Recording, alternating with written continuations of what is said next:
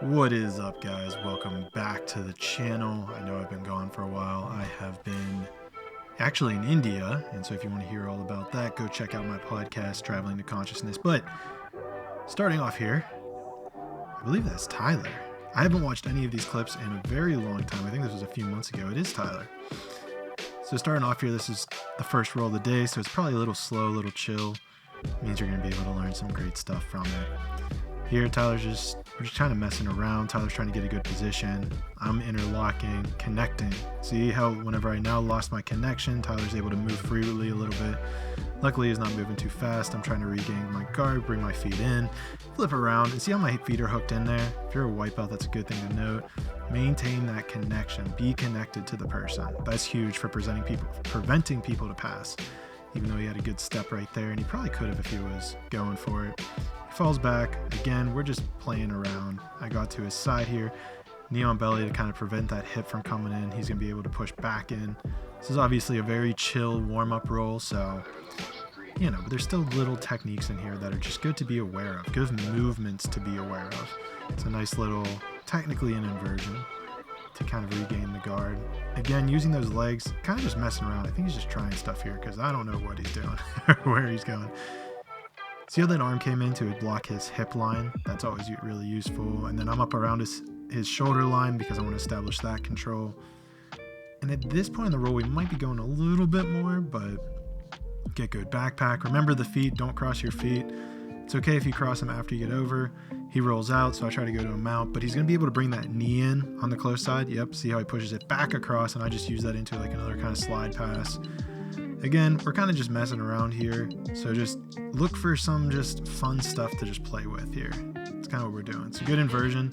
That's a great inversion right there. If you're a blue belt, you should probably be aware of it. White belt's okay if you don't know it, but definitely look at that inversion if you're interested in regaining your guard or getting a better guard. That's a great one. So he comes around the side. I'm trying to keep my elbows in to prevent it. He gets lined up back with the legs, does a nice little Toriando. Real quick, moving to the side, to the back. Notice how he gets away from my feet towards my shoulder line. He doesn't want to mess with the guard anymore. So now he's sneaking that close foot in. The far one goes to the other side. He's honestly in a great position. That's great that he falls to the side. You want to be careful if you were to move backwards because it can bust the knees of the person on the bottom, but now he's moving over to the right. Keeping it good. His hands in a good positions here. And we're going to go off screen, so hopefully we reset. Thinking about it. Yep, let's pull him back over. It's called a little butt drag. They don't teach you that in any sort of classes. You kind of just learn that on open mats. But now he's attacking the leg. Got to be careful here because this is a knee bar situation. If he's able to fully elevate his hips up towards my hips, yep, and he gets the leg across. He kind of just let go there because we're not really going hard. But I would have definitely been in danger there if we were going for it. Again, those hooks come in. You see how he's connecting? He has that hand connecting. Although now his foot kind of went to the side and I'm kind of passing to this side. Again, a very chill roll. There's nothing too serious. You're just testing out. This is actually a really good example of a flow roll for anybody who might be white belt, maybe 2-stripe blue belt, because I think that's really when you should start mastering your flow rolls. And the key to a good flow roll, I came up with this one time in the middle of a flow roll, is if you're winning, slow down, and if you're losing, speed up. It's the best way to describe a flow roll. Because no one should truly win. I saw you can see how I almost fell back on an arm bar, but you don't really want to finish it. It's kind of just to show people what's there, how can you move, where can you get out of. So if you start winning, you want to slow down.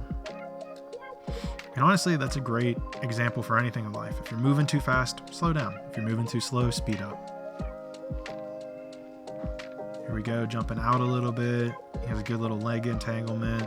Kind of just observing, seeing what he's doing. Going to the back, okay. You can tell how there's not like a lot of hostility in this roll, like most rolls. It's just kind of chill. It's just like, let me see if I do this. Does that work? Oh, okay, cool. And then having the awareness of who you're doing this with. Because if you're doing this with a white belt, if 2 white belts are doing this, it's going to very quickly deteriorate into people wanting to kill each other. So be careful. If you want to practice flow rolling, I suggest getting with a higher belt, especially if you're a lower belt, and just ask him, make sure they don't have an ego.